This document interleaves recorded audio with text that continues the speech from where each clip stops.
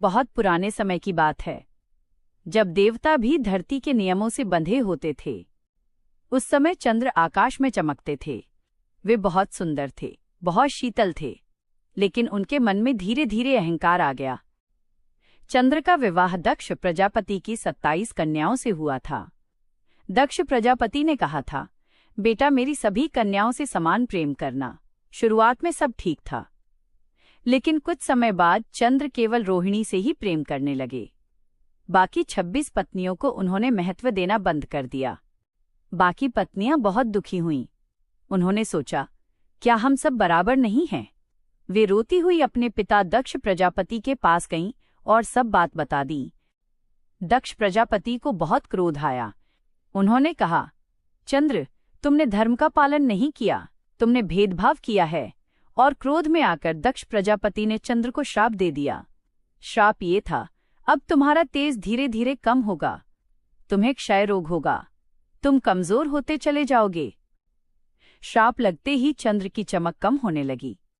धरती पर उसका असर पड़ा। फसलें सूखने लगीं, औषधियां असर करना बंद कर दीं। देवता, ऋषि, मनुष्य सब परेशान हो गए। कमजोर होकर चंद्र को अपनी गलती समझ आ गई। वे ब्रह्मा के पास गए। ब्रह्मा ने कहा, ये श्राप मैं नहीं मिटा सकता, केवल भगवान शिव ही तुम्हारी मदद कर सकते हैं। तब चंद्र अरब सागर के किनारे प्रभास क्षेत्र पहुंचे। वहां उन्होंने भगवान शिव की कठोर तपस्या की। दिन रात केवल शिव का नाम।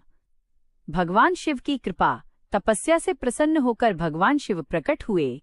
चंद्र रोते हुए बोले, प्रभु मैंने गलती की है, कृपया मुझे क्षमा करें।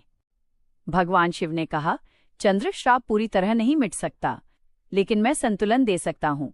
फिर शिव ने वरदान दिया, कृष्ण पक्ष में तुम्हारी कलाएं कम होंगी, शुक्ल पक्ष में तुम्हारी कलाएं फिर बढ़ेंगी। इसी कारण आज भी चंद्रमा घटता बढ़ता है। चंद्र ने कृतज्ञ होकर वहीं शिवलिंग की स्थापना की। तब भगवान शिव सोमनाथ कहलाए, अर्थात चंद्र के स्वामी। यही बना सोमनाथ ज्योतिर्लिंग।